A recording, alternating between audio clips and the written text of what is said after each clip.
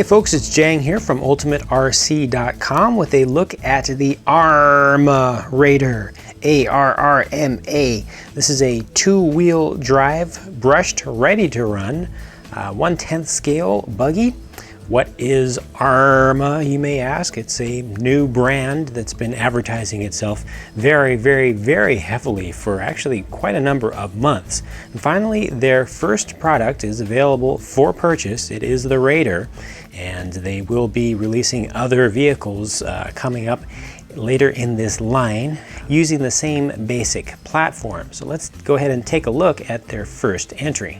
Now, the first thing that's noteworthy about the Raider is obviously its styling. It is not styled like a traditional bathtub chassis RC buggy. It's looking a little bit more realistic and or toy-like in a good way though. It's very much, like a real off-road buggy. It's not styled so much like an RC version of a vehicle. You can see that it uses a twin vertical plate chassis design, sort of like the HPI Savage. Kind of gives it an HPI Baja 5B look, like the big buggy, which is awesome. I mean, it's a great look. It's a good, tough look. And the nice thing that it does is it makes it a very narrow chassis. So they're able to get that body narrowed down in the middle. And it really allows them to pull off the look. You can see that they even have an actual three-dimensional roll cage here. It's not using Lexan over the top. And they have an interesting structure that they've got for the shock towers. The shock towers actually are not plate-based. They actually use two struts that come out at an angle. Now, as I said, this is a ready-to-run vehicle, and it does come with a brushed motor. It's what they call a 15-turn.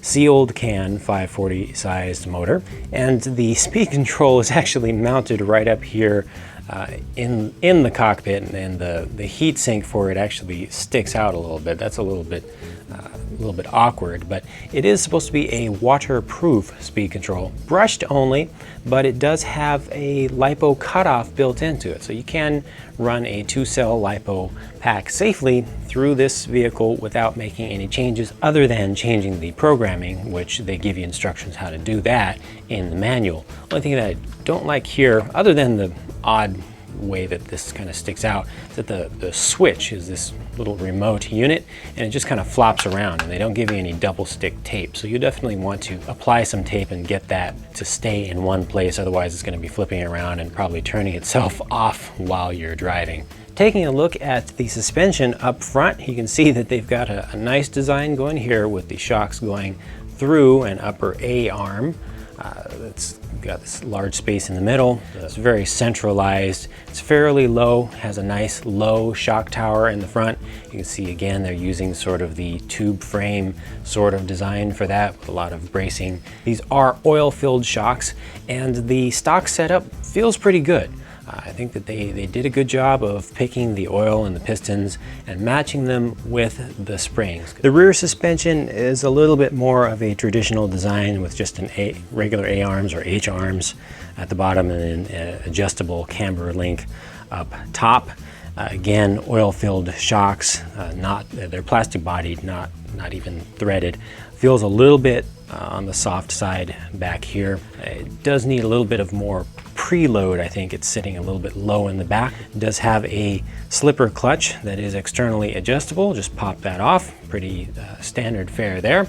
And the internal gears of the transmission are all metal, and it does have a sealed gear differential, so you will be able to adjust the differential action by taking it apart and changing out the oil.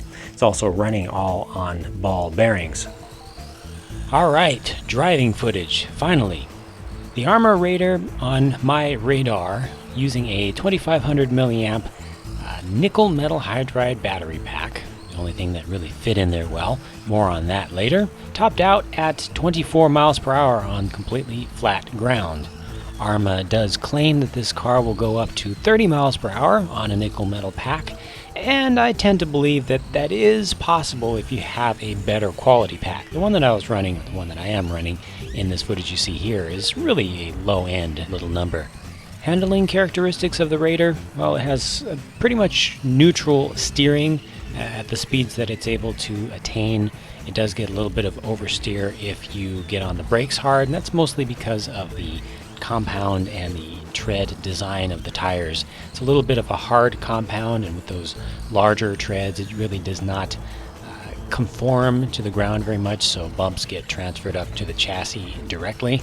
The front suspension does look like it works pretty well, but as I mentioned earlier, the rear is a little bit soft. I did add some preload spacers that were included with the set to the rear so that it would not sag quite as much, but I do think that it needs a little bit thicker oil back there. Of course, the Raider is not designed to be a track racing buggy. They've got another one that will be coming out that's more for that, with better tires for running on a track. When you run it just on an open field, something with dirt and gravel like this, it's a little bit more at home, and here you can see the traction that the tires are getting is a little bit better. It's able to dig into that looser dirt with those fairly tall and more aggressive lugs. Incidentally, this here is actually on a 2-cell LiPo pack, which is why it has a little bit more get up and go. And even though it is powered by a brushed motor, it is able to turn up a little bit of rooster tail action there. After running a full pack on the LiPo pack, the motor was very warm, but not uncomfortably hot. So it is geared pretty decently, I think, for running on either the 6-cell nickel metal option or a 2-cell LiPo, if you can get one to fit. Again, more on that later. Right now, it's time for something very near and dear to my heart. Time to stop doing the normal driving and cut in.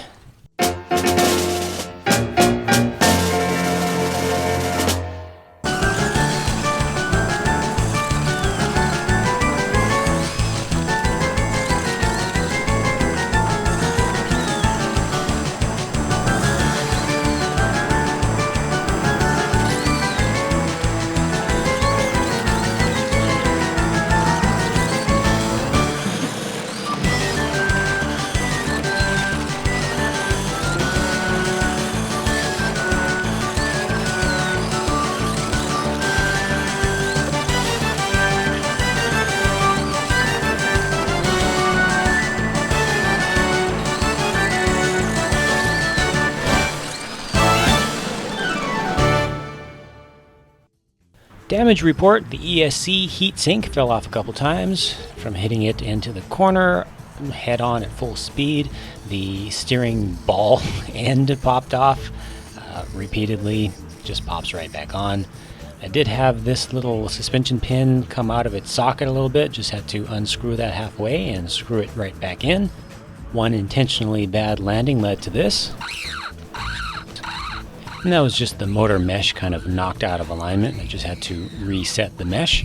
On the rear shock tower, there's this aluminum bar that goes across as a brace, and from a particularly hard hit directly onto a hard object, that got a little bit of a bend in it. And I think from that same hit, I think it was against a big, huge nail that was exposed in the track. I also did some damage to the antenna. Still drives fine though. So durability seems to be pretty respectable for the power system that comes pre-installed with the Raider, that brushed motor system.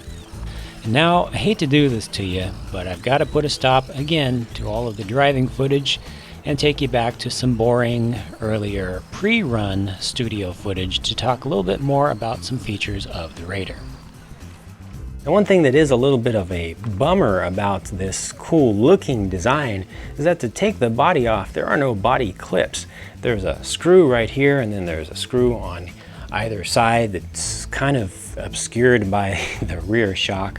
So taking the body off is not going to be something that you want to do very often. Fortunately, they were really smart with their design about how to get the battery in and out of the vehicle. You don't need to take the body off to get to the battery. It's actually accessed from underneath. There's a clip on the side which stays in place. It has a little holder. You push this little piece through, and it's a rod that you can then grab from the other side. Just pull that out. It's a plastic piece, and then there you go. Battery door is on a hinge, and it just opens up. No battery is included. This is just a random nickel metal pack that I happen to have. Here I've got an old sport level LiPo pack that I've had for a while. It's in the general shape and size of a nickel metal pack. I actually did a dry run with this battery in advance to try to figure out what I could do. Kind of turn this to its side, there we go, and then move the wires over a little bit and then tuck the balance plug in. And then if you just shut the door real fast while holding it like that, and then squish it down real hard. Actually, it was a little bit too slow on that one, but squish it down real hard, just making sure that that wire stays off to the side. Again, didn't work.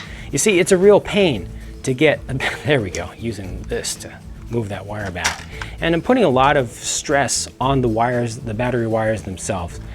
Really not happy with that particular situation there. And that's with a battery that is curved off on the sides. So let's see what happens if we actually try to use a standard, what is currently a standard 2-cell LiPo pack. There are actually some plastic bits on the sides in here that are a bit of a pain because they are giving you just enough width to fit that end in.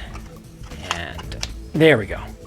Just enough. And I have to make sure that I've got enough room for, see, it's just not going to happen.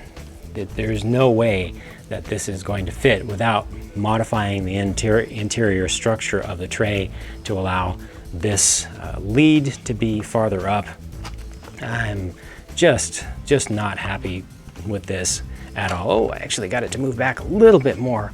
Still, where am I going to put my wires? I'm going to have to bend them at greater than 90 degree, almost 180 degree angles. It's just not going to fit in there very well. Cool design, cool thought with the bottom loading tray, but the actual execution not allowing us to use what is today a standard size of pack. Very bad idea. Now here's another interesting, different design feature of the ARRMA series of vehicles. This controller, it's a 2.4 gigahertz controller system, a very different design than we are used to. The battery tray loads very nicely. They took a cue from power tools there. It only uses 4 AA's, so that saves you a little bit of money on replacing AA's. That loads in there very nicely. The wheel is kind of up and away from the trigger, farther away than from most controllers that I'm used to. So it feels a little bit awkward. You will get used to it over time. The overall balance of it is kind of forward, so the ergonomics are not that great. What is great about it is that they have recognized that there exist in the world people who are left-handed. Imagine that.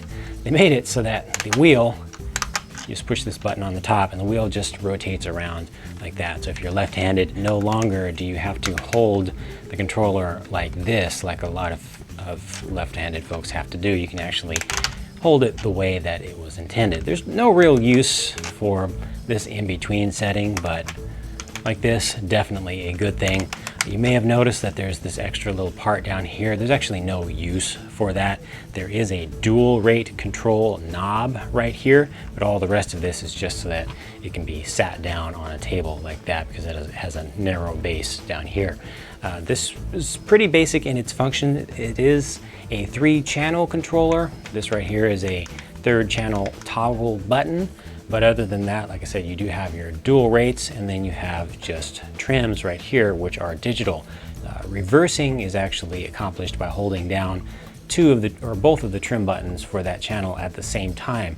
And that's very important to know because out of the box, the throttle channel is reversed. And there was actually a memo that went out from distributors to early buyers of the Raider that you will need to swap your throttle channel. And you just do that by holding the 2 buttons down and it will give you a tone and then you're ready to go. Oh, one other thing regarding the radio set, 2.4 gigahertz, but they do have a fairly long antenna. I think this is the longest antenna that I've seen from a 2.4 gigahertz system on a land vehicle. However, the tube that they give you, the antenna tube, is more of the standard length, and it's too short. So the antenna tube is pretty much useless.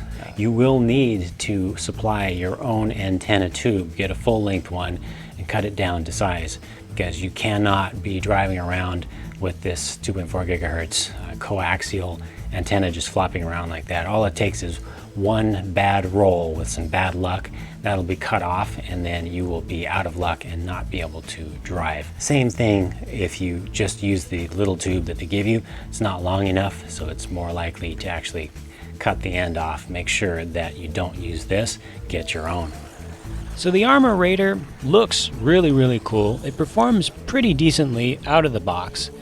It's well equipped for its price, and it seems to be respectably durable. Not being able to fit a normal standard 7.4 volt 2-cell hard case LiPo pack, that's almost inexcusable in 2011-2012. I'm going to try to see what it will take, and if it's possible, to actually adapt that box by just cutting things out to fit those standard packs. And I'll also throw in a mild brushless system to see if they're telling the truth when they say it's brushless ready. But for now, thanks for watching, and I hope to see you on the friendly forums at ultimaterc.com.